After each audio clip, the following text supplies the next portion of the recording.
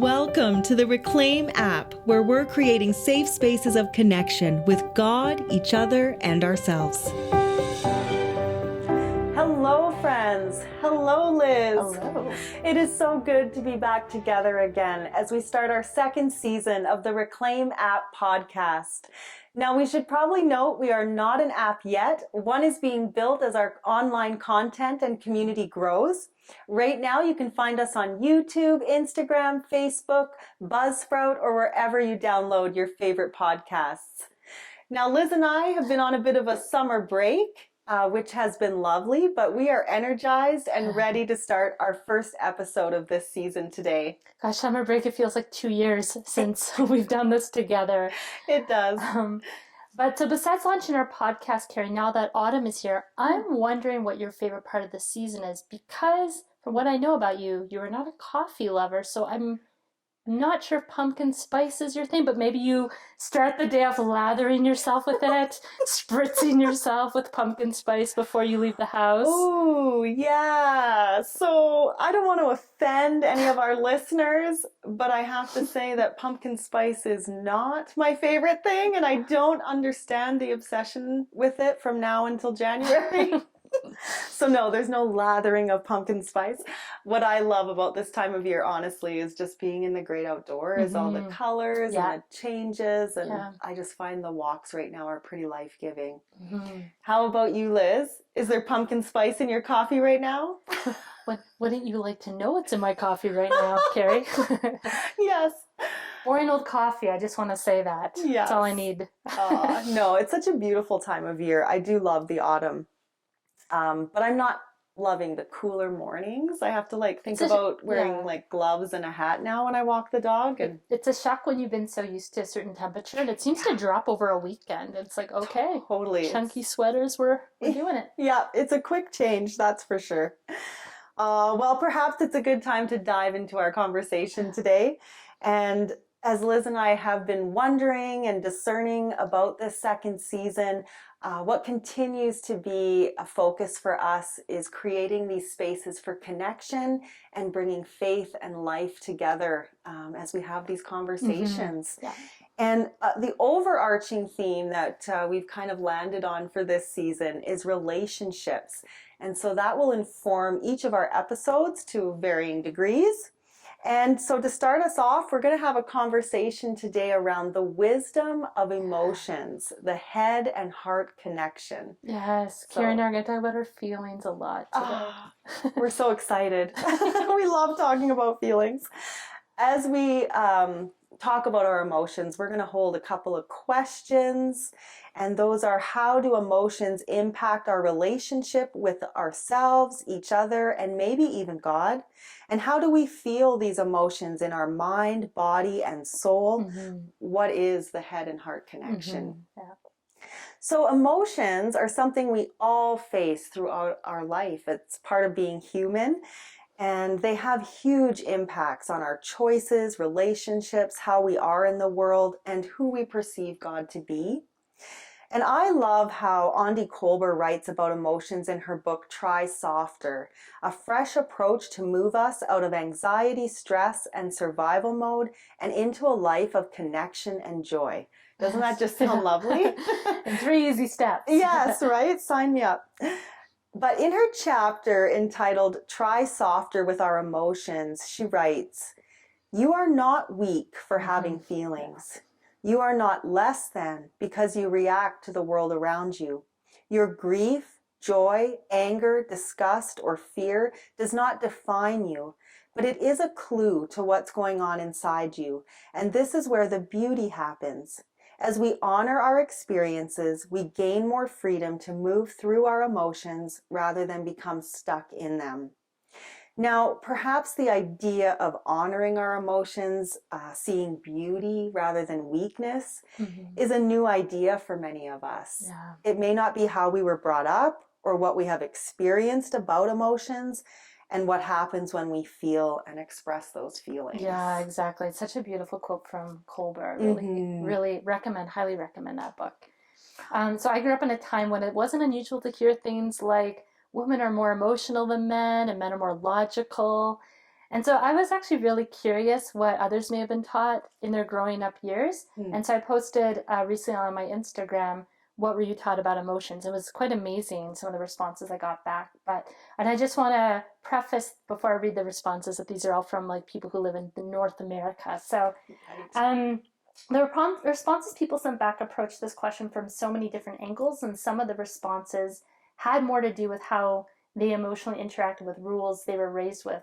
Like one person who wrote, "Don't let guys pay for anything because you'll always feel like you owe them something." Hey, so she wasn't like giving me an explanation of this is what I was taught about emotion. She approached it through like a rule she was raised with.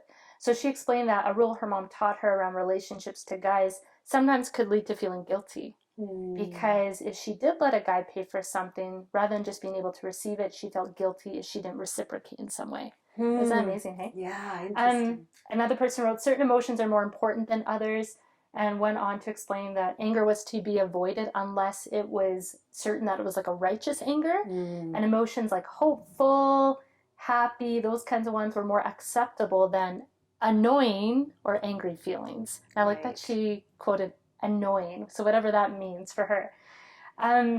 Someone else shared that while she was not directly taught this, she wrote, "We should say sorry for crying in front of someone." And how often does that happen in our day-to-day, right? One of my male responders shared his thoughts on what it meant for him to be taught about emotion. So he wrote, "To me, taught implies active teaching, which is not necessarily right, but we were all taught anger is bad. But I think a lot of our emotional responses aren't actively taught, but passively taught through watching and reading. A lot of our responses are probably influenced by our environment." So a Christian responded with the idea that it was modeled for her that to deal with a negative situation or conflict was to just accept it, turn away and pray for them, the person you're in conflict with. And she was saying not that prayer doesn't have a place, but it always seemed like we were just supposed to take it, whatever it was, and not stand up for ourselves or speak out about something wrong.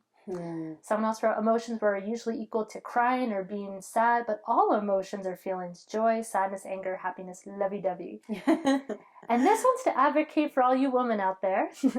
Something that always bothered me was blaming emotions on PMS. While it can be true women can be more emotional during different parts of their cycle, the way it came across when I was younger was that the feelings a woman might have are written off in conjunction with PMS, like, oh, it's just her hormones. There would be a dismissal of an issue because a woman might be more emotional. So even though there could still have been an issue, and though perhaps a woman might react more strongly than she normally would during PMS, there still needed to be space for discussion. Amen, sister? Yes. And lastly, someone wrote, emotions equal weakness. Being emotional means being unstable. This is what they were taught. Rarely seen as indicators of truth or what's really going on for a person. For example, if a kid is mad and maybe talking back or disrespectfully, they are immediately shut down and their emotional response deemed as inappropriate. Instead of seeking to be curious about the source of the anger and what the kid is trying to express. This applies to other emotions. She wrote, repress, repress, repress, and suck it up and behave. So this response reminds me of, and I don't know if you ever heard this in different settings, but this idea of like, I'll give you something to cry about. Because as though the reason a child is upset and crying is irrelevant, and so us, the adults, need to give them a reason for their tears. So I just want to say thanks to everyone who responded. I also appreciate the added script to what someone wrote they grew up with around invalidating emotions, which is, this is garbage. They just wanted to clarify they don't still believe that today. Oh, that's so good, Liz. And yeah, thanks, listeners, for participating. It is really good to hear from you. And it's evident that there's a lot of varying ideas, emotions, understandings around this topic. And certainly we won't cover all that today, but I hope we can share a glimpse into the wisdom and beauty of emotions, even when they don't feel so wise and beautiful. I've often said, as a person who feels deeply, that it's both a blessing and a curse. Yeah, I can appreciate that, because what some women have expressed when their emotions were dismissed around their periods is because periods were considered to only be a curse from the fall and not a gift to signify life, right? It's kind of gets equated with your emotions are negative. And I think for many men who also feel very deeply, but perhaps don't often find there encouraging spaces for them to express their emotions, especially if they often heard women are the emotional ones. Exactly. Yeah. So I can appreciate why shame may follow many when they are feeling what they're feeling, and so choose to laugh it off, blaming it on something else rather than their very real experience. And how often do we ourselves invalidate our own emotions to appease somebody else's discomfort? Right? Yeah. So, which unfortunately only reinforces cultural lies. Emotions aren't welcome here. So, every human on the planet is emotional. While we here in North America might say they're getting emotional about someone we see crying, someone who is expressing anger through big gestures and a loud voice is also getting emotional. Because anger is an emotion. Or someone who is appearing stoic on the surface but internally maybe in a survival state of freeze is also getting emotional, because most likely what they're feeling in that moment is anxious. Right. I can't imagine that's going to catch on, though, every time someone expresses some kind of emotion. But that just goes to show, like, our emotions are not just equated with tears, crying, sadness. Right. How emotions are expressed will vary from one person to the next, from one culture to another culture. There's no superior culture or family or individual who emotes. Right. We all do it. Right. All of us, each person on the planet. I would say some people have learned to express emotions in more healthy ways than others, but that is often because emotions were either modeled in healthy ways for them growing up, or as they got older, they learned how to emote more in healthy ways because of what was modeled in their friendships. Maybe they went to therapy and recognized their emotions are okay to feel. Right. I'm a fervent believer you can teach an old dog new tricks. I know not everyone believes that, but I do. And I believe change is very possible. So outside of working through my Master of Arts in Counseling, which involves studying the psychology of emotions, I have read a lot about emotions and watched many videos from different psychiatrists, psychologists, and therapists. They're all doing their very best to explain the differences and nuances between the words feelings, emotions, mood, and affect. And actually, I found it really interesting. Some will declare very adamantly there are only 6 primary emotions, and others will say there are 12. So don't get lost in the weeds too much if that's something you're interested in. Some just find it easier to work with 6 over 12. What I will offer is hopefully some definitions which can help distinguish what these words mean. So affect can sometimes be a catch-all term to encompass what we feel in our bodies and our overall mood state. Our mood is a state of mind that can be less intense than an emotion, but can last from hours to days at a time. An emotion is much more short term and involves your facial expressions, your body language, and it's usually directed at a source. So emotions, why I tend to use the word emotion, whereas others may use the word feeling to name specifically what is being felt in the body, is it just helps me to be able to help clients kind of differentiate the two. So I might view words like sad, grief, hopeful, excited, and anger as emotion words. And I use the word feeling when it comes to what a person is experiencing in their body as they are feeling it. Does that kind of make sense? Yeah, definitely. Yeah. That's good. So even though these words can be used interchangeably and can lead to confusion because of that, what is generally agreed upon is that emotions translate to physical sensations in our bodies. Therapists and psychologists are most focused on the degree and the intensity of emotional experience. So if I'm asking a client at the beginning of a session a mood question, which I ask in very different ways, I'll follow it often, like, how long has this been lasting for you? And so it is different if a client says, oh, just the last 20 minutes versus the last 2 weeks. Right? So that's something I'm going to want to unpack with them. But as explained, I'm gonna address acceptance and commitment therapy and what I talked about today. But as explained in ACT, which is the acronym, emotions are a complex series of neurological, cardiovascular, musculoskeletal, and hormonal changes throughout the body, which, to simplify this, emotions are felt in our body as sensations. So someone who's feeling the emotion intrigue, for example, might describe it as like a feeling of like butterflies in their stomach. Someone who is feeling anxious might immediately recognize, oh, I have a racing heart. Which can also be excited, right? So I can appreciate why emotions can get kind of confusing in our bodies when we don't know what's happening. But we often will draw on our body's wisdom to be like, hey, I'm feeling some tension in my body, hey. So why I'm sharing this is to elevate the importance of the rationale behind our emotions. If you are feeling anxious or hopeful or angry, there is a logical reason because emotions are not irrational. Beautiful. Thank you for naming that. Emotions are not irrational. I also like how you address some of the confusion and interchange of words that we use when describing emotions and feelings. Yeah. So, no surprise, a great resource is Brene Brown. The light is shining on it. Yeah. So her book, Atlas of the Heart, is an excellent resource to start putting language around our emotions. What she found in her research is that for most of us, we categorize our emotions into 3 categories. Yeah. Happy, sad, or mad. Mm-hmm. And she's named in her book over 87 emotions. So just to reiterate the importance of language, I'm just going to read a really short part here from her introduction. She says, whether we're looking at a map of Texas or reflecting on a tough conversation with someone we love, we need landmarks to orient us, and we need language to label what we're experiencing. And just like a map, the interaction between the layers of our emotions and experiences tells our story.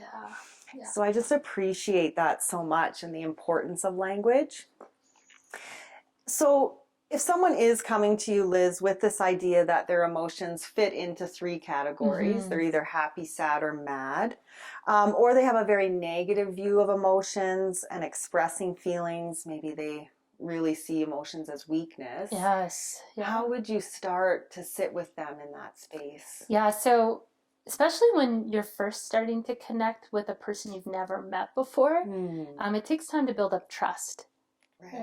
Right. And so what I do is I don't automatically just jump into explaining what emotions are. I kind of just get a sense of like, how are they sitting with me? You know, I notice things like their body language, that kind of, the words they even use. Like I've had clients, right, when when I do virtual therapy or even when I'm on the phone with them, I might hear them cry almost right away. And so I'm not going to get into assessment and intake at that point. In a formalized way. I'm going to want to sit with them in that. So part of right from the moment like you start interacting with the client is just helping them recognize that there is safety here, even though you don't know me. We haven't built up a relationship. But with that said, it's going to be different from client to client, but it's more about if I'm not getting overwhelmed by what they're bringing, because it's all going to be different. Some come very stoically. Some are like, I want to share my whole world with you. So I'm pretty much the same. Like I don't suddenly get really overly excited, and like I try to be pretty measured, and that helps them feel that I'm trustworthy with their emotions. That makes sense. Yeah. Because often, like if you're in a place where maybe you're quite upset or distraught, and you already feel uncomfortable with that, and then you're going to talk to a friend, and then they're getting overly upset, you might start to feel like you have to hold their emotions. And I just want to say this, you shouldn't be holding your therapist's emotions. It's going to happen in some ways. Like I have a lot of clients that are very like high empaths, right? But at the end of the day, that's not the relationship you're going for. So, but in terms of framework, I often do love using acceptance and commitment therapy, which I'll call ACT today, but it's one of hundreds of therapeutic modalities counselors or psychologists use. And for those who don't know what I mean by that, is that often those in mental health professions will use modalities like cognitive behavior therapy or grief therapy or emotion focused therapy as like a framework or skeleton to help clients recognize there is structure to these sessions, but then the meat of the sessions is the client's story. So I highly value ACT because it creates a framework for helping clients process emotions both rationally and experientially. And by explaining there is a rationale behind emotional responses has helped many of them learn to welcome what they are feeling without chalking their emotions up to, oh, it's just that time of the month. Or I'm just tired. I'm just being silly. That's a big one. I'm just being silly. I'm crazy. When am I going to stop being crazy, Liz? Relatable. Yeah, that happens a lot. So, and yes, while what we are physically experiencing, and that's either male or female, will affect the intensity of our emotions. But rather than brushing what we feel aside, we can learn to notice what we are feeling and what the source of that emotion is. So understanding the rationale of our emotions opens the door for greater compassion towards ourselves and others. Because when you can identify the reason you're feeling grief or feeling confident or excited, I just want to even say like these emotions, like confident, can be uncomfortable for some people. Like, whoa, I'm finding my voice. I don't know what to do with that.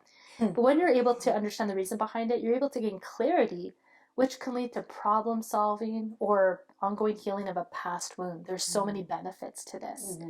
So when clients have been told they're too emotional or that emotions are illogical, as though logic is superior to emotions, many learn over time to disconnect or dissociate from them, which is ultimately disconnecting from what makes them human. Yeah. Right? We are holistic beings, body, mind, heart, and soul.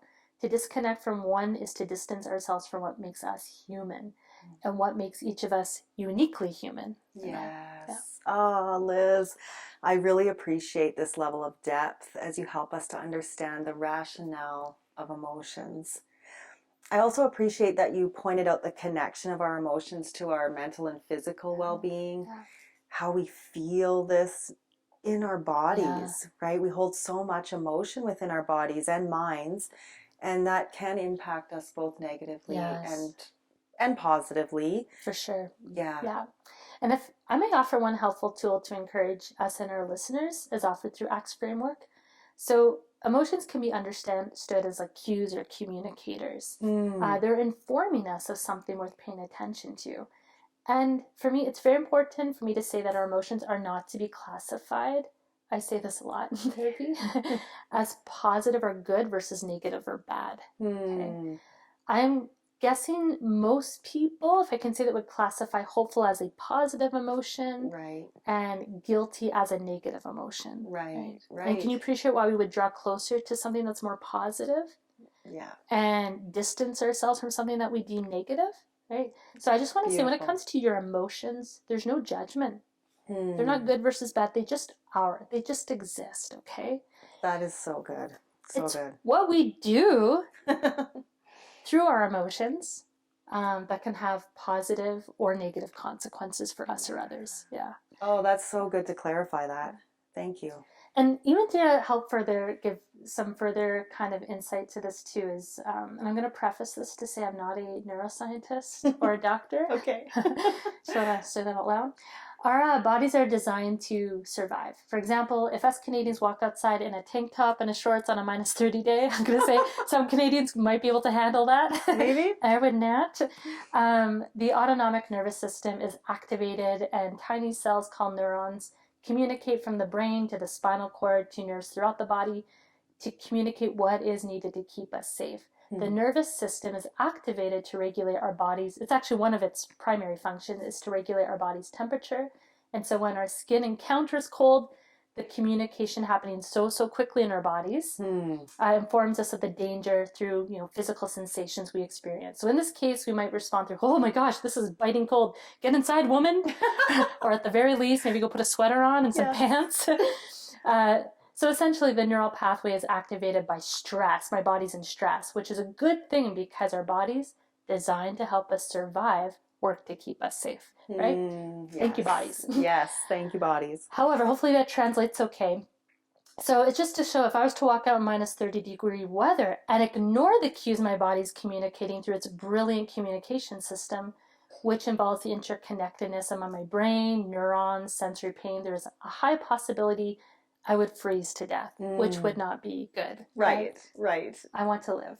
Exactly. So similarly, when we ignore our emotions, their cues, which we experience as physical sensations in our bodies, because we might be telling ourselves, often very unconsciously, this isn't something we necessarily consciously tell ourselves, that emotions are irrational, I'm being silly, or whatever it is we tell ourselves, we push down important communicators. Emotions are informing us of something to get us to move. You are not crazy for feeling what you're feeling. Can I just say that out loud? Yes. Shout it, sister. You're not crazy. And your emotions are no less valuable than what has often been deemed far superior, your rational brain. There's so many fallacies I could address about the right brain versus the left brain, but we don't have the space for it. So let's just say that both working in conjunction and harmony together is what you want as a human being. When you learn to listen to the wisdom of your emotions, you're going to welcome such an important gift to receive yourself and offer to others. While we often struggle with compassion, which is non-judgmental presence and awareness, also means to suffer with, is because we struggle to be present to what we're really going through.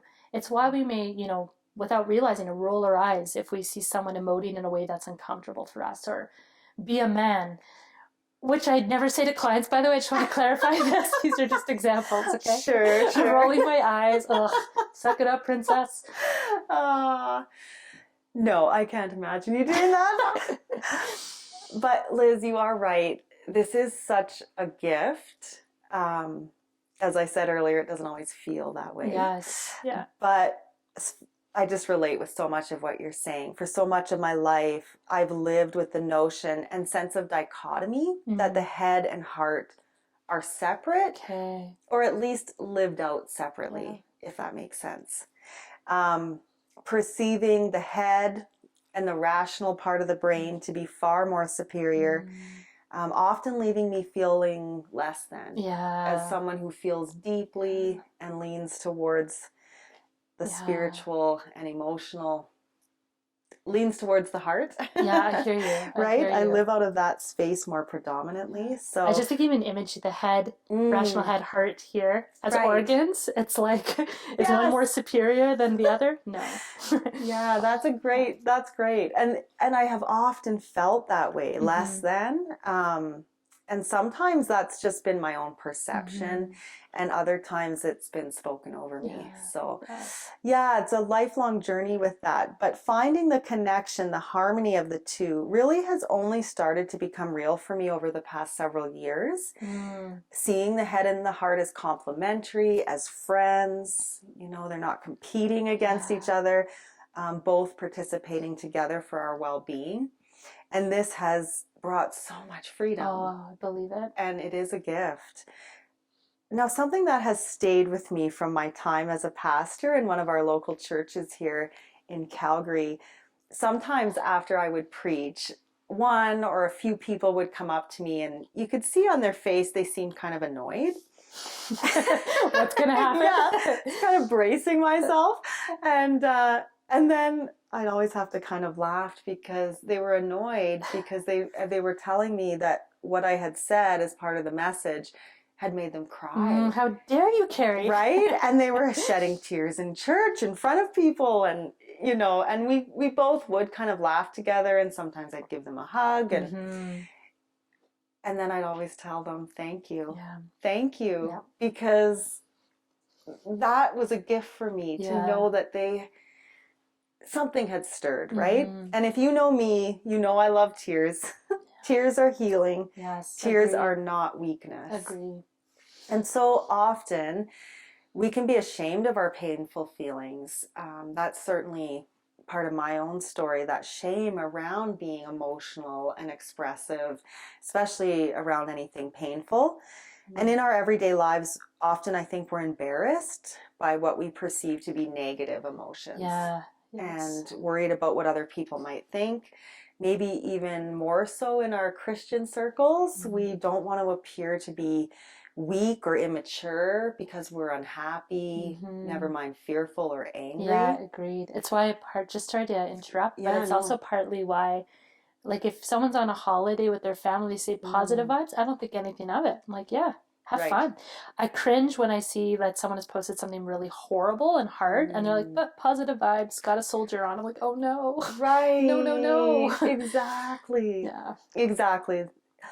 And I think it's those negative, I think that is part of our survival, like kind of going into survival mode, because we worry, like maybe people will think we're not trusting God enough, right? We're not trusting ourselves enough, and we've failed. And I find like that can lead me into self-condemnation. And so we dig deeper, holding tight to our emotions, like holding them close to us, and the perceptions that no longer serve us. Yeah, we don't want to let God down, others down, ourselves. Right, exactly. And then if we're making decisions out of that place, right, then we are seeing the negative impacts, I think, sometimes of our emotions, or not expressing our emotions. Now, something that has helped me to connect the head and heart, to see them as friends and not enemies, is my relationship with Jesus. And I say that because Jesus, in his humanity, experienced all the emotions that we experience throughout our own stories and present realities.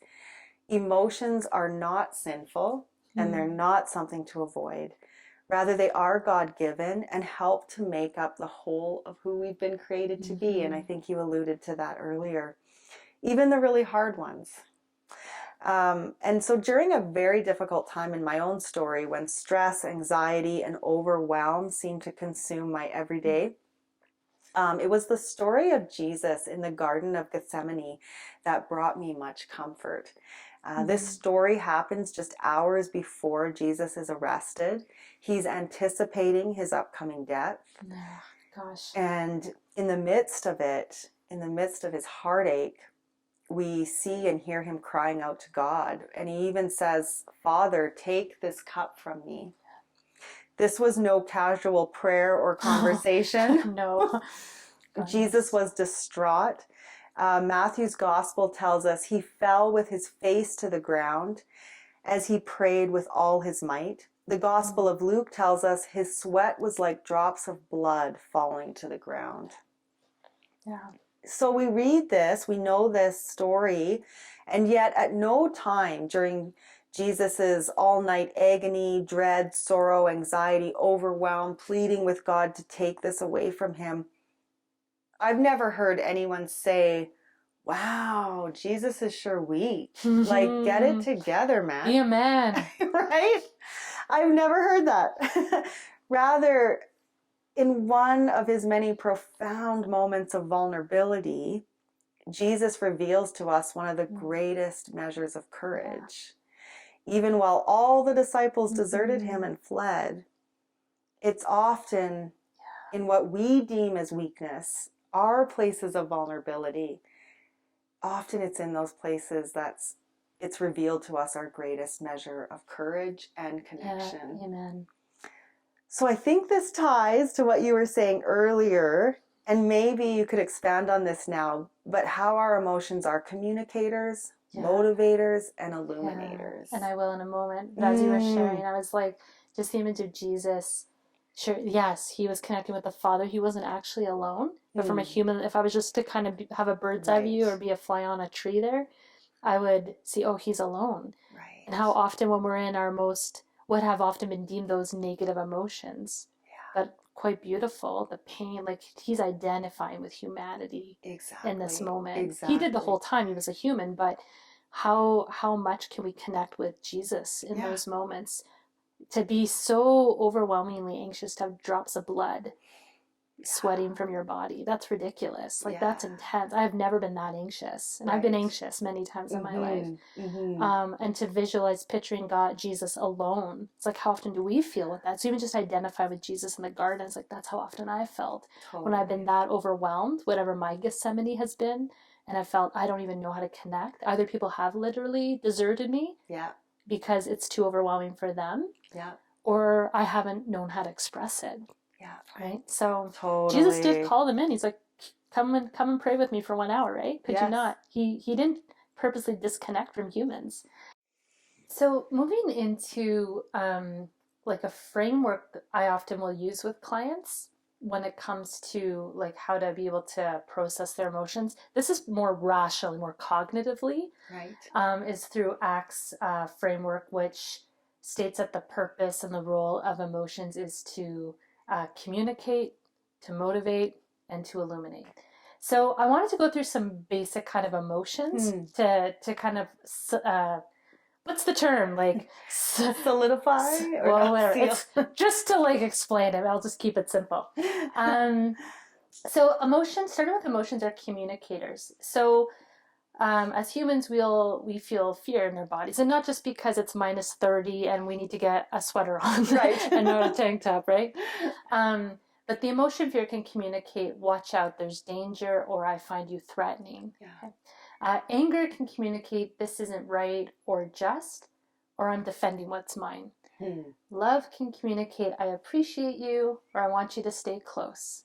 I appreciate you, Carrie. I want you to stay close, Liz. Do you? And also emotions are motivators, right? So I'm feeling this fear. Oh, watch out, there's danger. I find you threatening. So now I'm feeling this motivation to run away and hide, okay? Anger communicates this isn't right or just. Now I'm feeling motivated through anger to fight or stand my ground, right? Love communicating I appreciate you. It can motivate me to be nurturing or caring. And the last one is emotions are illuminators, which means that emotions reveal what's important to us. It's often grounded in our value system. So fear can illuminate the importance of safety and protection. Anger can illuminate the importance of protecting a boundary or defending a territory. And love can illuminate the importance of connection, intimacy, sharing. Nice. So does that kind of give, like, that's the logic behind emotions. Yeah, it's beautiful.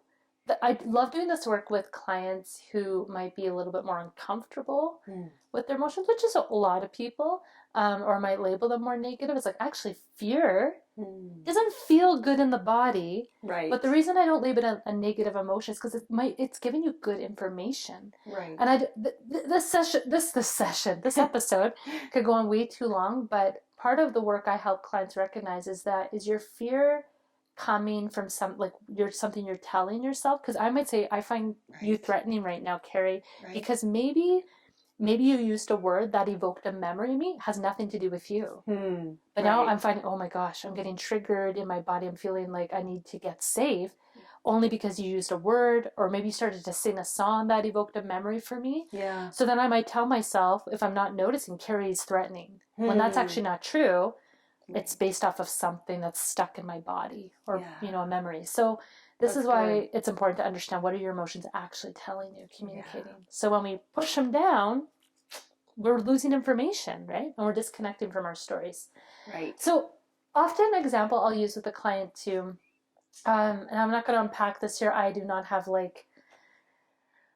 I wouldn't be able to, okay? But in Canada, we've had a history, a really atrocious history of residential schools. And the last one, I believe, closed in 1996. But with that said, is that in part of this history, these Indigenous children who were taken from their homes, from their families, it was discovered through these unmarked graves that children have been buried in clumps, hey? And I think I read recently, up to date, we've had about 1,900, bodies recovered from that. So needless to say, there's going to be, well, not needless to say, it's needed to be said, this evoked many different emotions in different people, from confused, like, what? How could Canada? We're not like that, which is something I heard, anger, sadness, grief, disappointment. Some people were just stunned. There was a lot going on. Yes. And so my opinion as a therapist, as Liz, is all these emotions are welcome. Because it means we all have different backgrounds. Some people are like, this is not a shocking part of our history, because they've been really in the know, involved, aware. Maybe it's part of their family history. Right. Others, they might have been too disconnected, and from ignorance, but because maybe they were never taught about it, right? So that's why I say our emotions are welcome. And so what I was sharing with some clients is, like, I'm going to just use two different responses. So two people may have felt anger or rage, right? Different levels of anger. Yeah. And so that motivated them. Yeah. Right? There's movement that happens with our emotions. So in one example, there were people who were angry or whatever they were feeling, and used that anger to motivate them to burn down a church, or multiple churches here in Calgary. Right. Or I don't know if the church is burned down, but there was arson involved, right? So that was one response. Others, they were maybe angry, maybe confused. And some, I've noticed there was a huge increase of people who enrolled in, we have a University of Alberta that offers a free 12-week course. I think it's called Indigenous Canada. I believe so. And anyone can take it for free, because they're like, I want to be informed. I want to understand, how could we get to this place? What happened? I want to know my country more. And that was part of how they processed that. So I'm not here to pass judgment on people who decided to burn. I'm just saying this is an example of that. We can be motivated through our emotions in different ways, right? And so this is why emotion work is so important to me. When you have the space to process what your emotions are communicating to you, as you identify what you're feeling in your body and the reason you're feeling it, you can start to do this kind of deeper work of, like, this is okay that I feel this. Right. I'm different than you. Maybe I didn't burn anything. I just want to clarify that. But maybe I'm the type that is like, I just need justice to happen. I don't even know what I need to do, but I need to get this energy out. So I might punch a wall, or, do something damaging that way. You might be like, I think I just need to know more. Like, I don't even know what to do with this anger. Right. But I think before I start to, maybe join a protest, or create a cause or a nonprofit. I think I just need more information. Do I invite people to pray together in a church? Like, do we even talk about this in our churches, right? Maybe I just invite someone who knows and we can have a dialogue. So that's why our emotions are very much connected to our cognitions, right? And I won't get into this too much, but sharing with Carrie earlier, like the bread and butter of counseling is cognitive behavior therapy. It's like our thoughts are what affect us, influence our emotions, and it's often from that we behave and live out in the world. So it's important we understand how they're all connected. ACT is just another framework I help clients do this. So that's awesome. So one thing I just want to say before Carrie gets to speak for a chance is that something I read years ago, and forgive me, I actually don't even remember where I read it, but something I read is that when you bury your emotions, you actually bury them alive. And what that means is that your emotions, so just say I have told myself sadness is bad, it's negative, judgment words against sadness. So I somehow push it down. We all do it in different ways. Maybe I disconnect by binge watching something for days or weeks or years on end, whatever it is. I'm disconnecting. So what that could lead to, though, is I might react really strongly to something you say. And I might be surprised, like, why was I so reactionary to that? And it's often because there's something going on here that I haven't been attending to. And so now I might be yelling at you, which might not be in my character to do that. It's like, I've had people say, Liz, the way you just responded is not in character for you. And it's like, oh, you're right. Like, not to say I'm always like, but it's like, if I'm reacting strongly, that's quite unusual. That's not necessarily my person, but it's often because I'm not paying attention to something. So it's not that we're always burning something or doing drugs or doing things that are, it's just, I might react strongly in a sense. So if you're not also managing emotions, and by that just identifying, knowing what they're telling you, how to process them, there's not enough space in today's episode to talk about that. It can also show up physiologically. It often does, actually. It's through maybe a tension headache. Some people break out more, because of stress and anxiety. So your body's communicating to you. Right? So we need to listen. Again, thank you. Thank you for doing your job, even though it doesn't feel good all the time. So I don't say this to be scary. Like you're going to have a heart disease if you don't get your emotions in check. But I say this that to recognize that your emotions are not invalid. As Bessel van der Kolk, I'm not saying his name correctly, I know that, but he states so clearly in his well-known book titled The Body Keeps the Score. Our bodies hold our stories, which is actually a really beautiful thing. It's an invitation to learn and to listen. So we feel these deeply in our bodies. One of my roles as a therapist is to help clients learn to acknowledge their emotions, identify them in their body, name the reason you're feeling what you're feeling, so you can move forward. How often do we get stuck sometimes? Totally. I'm not even sure what to do with this. Exactly. It's okay. It's just starting by acknowledging it, right? And then you can make a conscious decision to move forward rather than remain immobilized by them. I've missed out on so many opportunities because of fear, or missed out on because I've been I'm so frozen by fear. What'll happen, right? But as I've done this work, either in my spiritual direction, in my relationship with God, inviting him into that, he's a safe presence for me, friends. It's like, some of this is in my head. It's something I'm telling myself, right? Fear was communicating a false threat that I made up in my head. It's not a real threat, right? So it's beautiful though, because your story then helps you to sit with people. And I'm so grateful that you're sitting with people and helping them to name and acknowledge their emotions and giving them that safe space. I think that's so important, and connecting them to their emotions that are part of their whole being.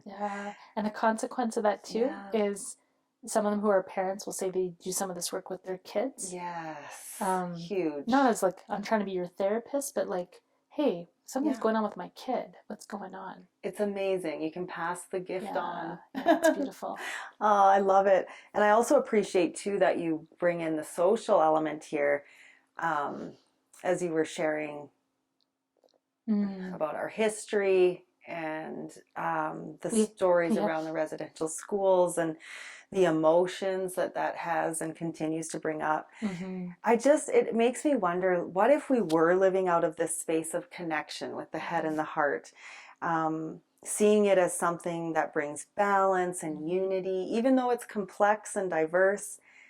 would a greater integration of mind and body, seeing ourselves as holistic beings, have a positive impact on our world? It feels like it might. I can only speak from personal experience. That connection has had huge positive impacts on my own well-being. So I wonder if it has the power to impact us collectively as well in ways that promotes flourishing. Oh, I agree. If you don't feel settled or safe enough to even sit with your own heart, it's going to show. Exactly. Because I'm not going to feel safe with you and your big emotions, right? Yeah. Your negative emotions. So. Yeah. This work has also been important to me personally as I've journeyed with my own emotions as someone who feels deeply. That has been done, of course, with the guidance of counselors and spiritual directors, friends and family. But one of the aspects to this work that has become an important part of my own story is this idea that it starts with me. Not that it's all about me, but there is an intention to choosing to get to know ourselves, our emotions, our stuff, learning to sit with it, and then practicing like how that affects other people and impacts our choices and how we are in the world, and maybe how it informs us either in the past or present, our perception of God and what we think of God, something bigger than ourselves. Yeah. I don't know if that makes sense, It but does. And what I've come to realize is that it's often a softer, more gentle approach to our emotions and finding this head and heart connection that produces the best fruit. And that although our emotions may be complex, the steps we can take to put ourselves on the path to healing and well-being are simpler than we think. They can be just small steps, consistency over quantity. So in closing, we're going to go through a short practice together. To set up this practice, I'm going to read a piece from Mark Brackett's book, Permission to Feel. This is a fantastic book, and it's actually a really good book for all ages. He says here, unlocking the power of emotions to help our kids, ourselves, and our society thrive. Yeah, so beautiful. It's great. So I'm going to read this as part of the practice. So before I do read this, I would just invite you to find a comfortable position to sit in if you're not already. Just take a moment to settle in. You can relax your hands on your knees or even bring them up to your heart. I often find bringing my hands to my heart helps me to come into the moment.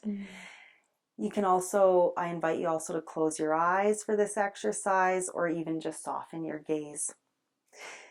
And as you come into this quiet space, see if you can bring your attention to your breathing. Placing our hands on our heart can help create that connection to our body. And I find it easier to also pay attention to my breath this way. Our breath is one of the greatest tools we have in times of stress and anxiety, yet it's probably not something we think a lot about. And often, just like our emotions, we hold our emotions in, we can hold our breath. And so just take a few moments now to notice your breath, however that feels comfortable for you, and just see if you can start to find a natural rhythm to your inhales and exhales. And as you rest in this space, I'm going to read from this book. And the chapter this comes from is entitled Emotions Are Information. So, how are you feeling? It's not a trick question, but it's more complicated than it sounds. We're always feeling something, usually more than one thing at a time. Our emotions are a continuous flow, not an occasional event. Inside each of us, there's a river, placid and contained sometimes, but raging and overflowing its banks at others. There's a lot to navigate. So, a lot to contend with, second by second. We can't spend every minute focused on our emotions. We wouldn't have the time or attention to do much else. However, we can't go through life ignoring what we feel or minimizing its meaning. All emotions are an important source of information about what's going on inside us. Our multiple senses bring us news from our bodies, our minds, and the outside world, and then our brains process and analyze it and formulate our experience. We call that a feeling. So this exercise here is meant to help us cultivate emotional awareness. And like so much of this work, we can talk about emotions all day long, but we also need to engage and intentionally seek to sit, be, and look at our emotions and what they may be inviting us to. This practice that we're going to do right now is called a weather report, and it's a checking in exercise. And we're going to start by asking ourselves, how am I feeling? How are you feeling? There's no right or wrong. Simply name and be with your emotions. How are you feeling? Now I invite you to bring to mind a picture of the sky. And as you see the sky in your mind, allow this sky to start to reflect how you're feeling right now. Is it sunny with a few clouds? Maybe it's mostly cloudy. Are there dark clouds on the horizon? Maybe you're in the middle of a storm. Or maybe the sun is shining full in your clear blue sky today. This is your sky. Try to see it for what it really is, and be sure to tell yourself it's okay, even if it looks or feels yucky. By checking in, we begin to cultivate our emotional awareness, naming and sitting with our emotions. So look at your sky one last time. Take a deep breath and gently start to open your eyes. And then name out loud or in your mind the two words, the two emotions that describe your sky. So you can go to this practice anytime. And it's actually a great practice to do with our children, especially in moments of stress. It's just a way to step back, take a breath, check in. Yes. Liz, this has been such a good episode. Agreed. I'm so grateful to be back with all of you. Thank you for listening. Don't forget to check us out on YouTube, Instagram, Facebook, Buzzsprout, and we'll be back again soon. Yeah, and feel free to check out Atlas of the Heart, as it's such a good book if you're someone who's wanting some more language and nuance with emotions beyond mad, glad, sad. Yeah, beautiful. Check them Highly out. recommend them. Yeah. Thanks, friends. Many Take care, blessings. guys.